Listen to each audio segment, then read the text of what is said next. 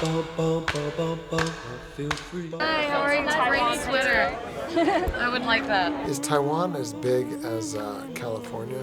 No, we are very small. Taiwan, one of my ex-great directors, Martin Scorsese, just did a film there. Yes. He got me my first Oscar nomination. Alice doesn't live here anymore. So small. You want to have dinner at this diner? Pick me up at 7:30. 2013年，派特的幸福剧本入围8项奥斯卡，让当时才23岁的珍妮佛·劳伦斯拿下影后宝座。Think about who you are. 相隔1年，珍妮佛·劳伦斯2度和导演大卫·欧罗素合作，电影《瞒天大布局》不但入围2014年奥斯卡10项之多，演员项目更是大满贯。Joy, more bills. 新片《翻转幸福》是珍妮佛和导演大卫的3度合作。先前光是预告曝光，就让许多影评推测会再让珍妮佛和小金人结缘。果真，就先在金球奖入围音乐喜剧类最佳女主角和最佳影片。This is what my life has come to. I have a dead-end job. I'm in debt up to my eyeballs. And I share my house with my divorced parents, my grandmother, and my ex. Okay, I'm leaving. Something's gotta change. 电影以90年发明魔术拖把单亲妈妈的真人实事为灵感，故事横跨4个世代，而他一家老小什么样的人都有，真实人生比电视上演的8点档更戏剧化，再加上台湾观众绝对超有共鸣的购物频道情节，细腻处都看得出导演大卫·欧罗素自编自导的功力。This is your third time working with Jennifer. How did you keep everything fresh and give us another different and great performance by her? This is a very different story that I have never done. It is about a girl who starts when she is 10 years old, and you see everything that is inside of her. A truck garage, her father's truck garage. Her mother watches soap operas. You have soap operas in Taiwan? Yes. What do you call them? Soap opera. You call them soap operas? Yes. You don't have a word for it? In Mandarin? Yeah. You mean 长寿剧? 长寿剧? Yes. Okay. Did I say it right? Yes. Okay. So, and then you also have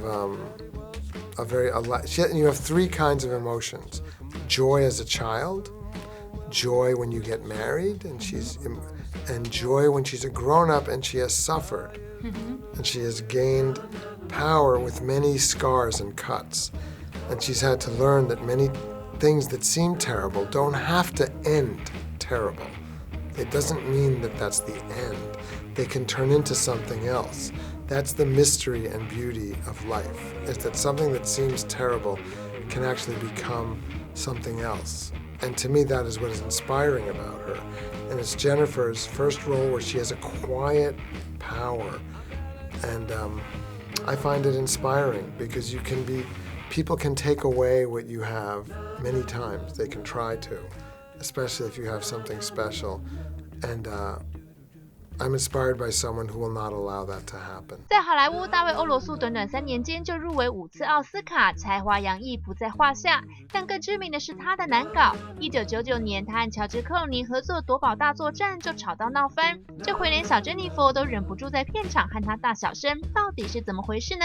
来问老班底劳勃·迪尼洛最清楚。She'd sometimes get annoyed with him because he'd throw a line at her, and she'd say, "Let me just do it this way." Yeah, exactly. Yeah. Because, and he would do it. He'd do that to all of us. Yeah. And it'd be sometimes annoying because you spend time learning it. So just do it like that, then tell us everything you want.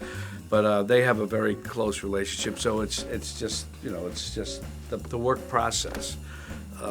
And David is like that. It's kind of like the whole. The working on the set is very much like, I guess, a family dynamic in the sense that there's a little bit of chaos, there's a lot of overlap, and this, and running over here, running over there, get the camera over here, get the camera over there. People like, wait, stop, no, it's all this craziness going on. And she said, let me finish my line, and then tell, and all that, but it all gets there, anyway. So you will be like very calm, waiting, or? Well, I could, it depends on what I'm doing in the scene. Otherwise, I'm waiting. We're waiting to shoot. We're waiting to. I'd be as Rudy observing the scene with Jennifer and whoever else, with him, with Edgar, whatever it was. You know what you are, Terry? You're like a gas leak. We don't see you, we don't smell you, but you're silently killing us all. And what's the biggest difference of David from other director you've worked with? David is completely different from any other director that I've worked with. It was a very long audition process. You know, several times I auditioned with him. I did a lot of improvisation. I did a lot of acting exercises with him in preparation for working with him. I realized that he wanted to make sure that I could handle it because he likes to work in this certain way with actors. He likes to be very spontaneous. You gotta know all your lines, and then he's gonna throw you new lines, and he's gonna have you on your toes from the minute you get there. In the makeup trailer, he might come in and start rehearsing with you and start getting you to say the lines over and over again and then write a new scene for you. And so it's like this, like all day long. And he's very involved with us. And he might be right here staring at me. I'm in the middle of a scene and I feel something odd and I turn around. And he's here. What's he doing here? He's in my scene. What, he should be over there by the monitor. What are you doing in my scene, David? And he got so passionate. You know, he's in there trying to help you. So never a boring moment on the set? There is never a boring moment on a David O. Russell set. It's so high energy and so intense. And boy, you better have yourself together. You've got to have yourself together all day long. There's no downtime. You may have a half an hour for lunch, but you've got to get right back in because he's going to have all kinds of new ideas, and he's going to expect you to be at 150% from rehearsal to the end of the day. And the shoes. He says to the wardrobe people, if my actors' feet hurt them while they're working, it's your fault. Check the shoes and make sure they're really comfortable. Because I've had people put shoes on my feet that hurt me like hell, and he said, that's all I can get. And they didn't care. You know, a lot of people do care, thank heavens, but he really cares, you know. Sometimes I would come back to the hotel and we couldn't go out because there was so much snow. In Boston, those terrible winter storms, and I would just come home like, oh my God, what just happened today? And I could not come down. And normally when I work, I leave my work at work. It's no big deal because I like to come home and be myself. But not on this movie. I couldn't sleep. I couldn't calm down. I was just, you know, I just was just like, I'm gonna have some more wine because I'm just like, you know, it was really, it was the hardest job I've ever done. But you must be like, want to work with him again, right? I would do it again, and I would do it again, and I would do it again. and I would honestly hope that he asked me to come to be in his next picture. So, yeah. 不过就在我们访问进行到一半时，电影公司突然告知珍妮佛·劳伦斯生重病，访问得取消，真的是晴天一个霹雳，只好先问问大伙和他拍片相处的感觉咯。Oh, Jen is just like the sun. You know, in all that snow, and it was 11 degrees below zero, with terrible conditions, and Jen would arrive on set like the sunshine. And she would be funny, and she always had energy. You know, I'd be like, oh my God, I gotta go home. And I've been doing this a long time. But she was just, and you know, she was such a professional. And she was so respectful and so caring to members of the crew and to the other actors. And she never acted like, this is my movie and I'm the star and don't talk to me. You know, she was right there with us because it was important that we be a family. And afterwards we drop into a quiet little place and have a drink or two. And how did you persuade her singing in the movie? Singing, she doesn't like that, yeah. And I didn't know she sang in the Hunger Games until after I made this movie.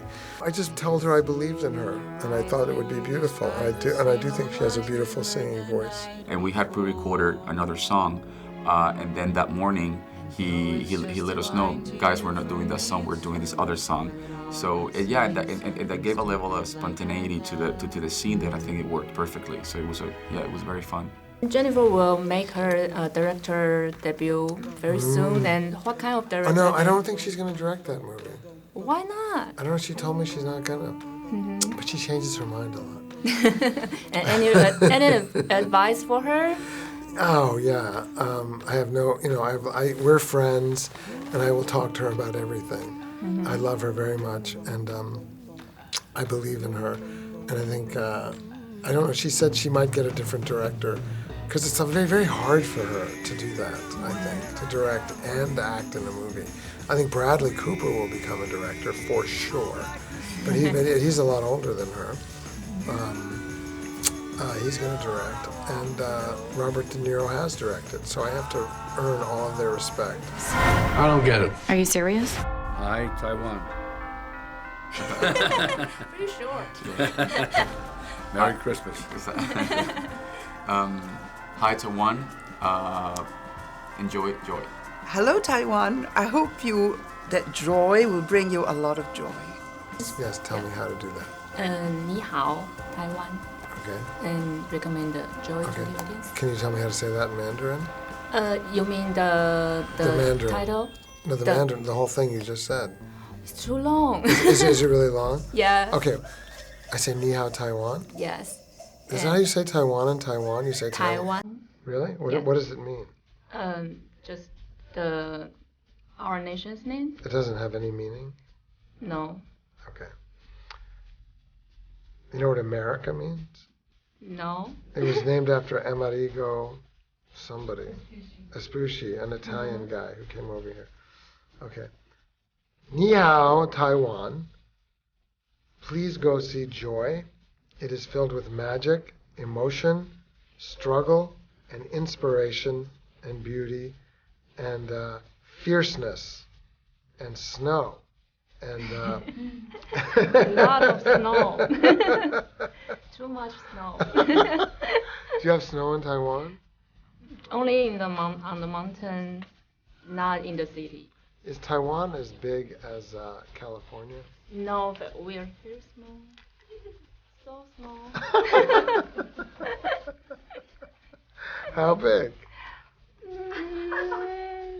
Like Manhattan, I think. No way. We'll figure it out. Maybe like New York. We're going to figure it out. We're going to come back to you. And then we will ask another question, please. Thank you very much. Thank you very much. Thank you. Sorry, it's rainy Twitter.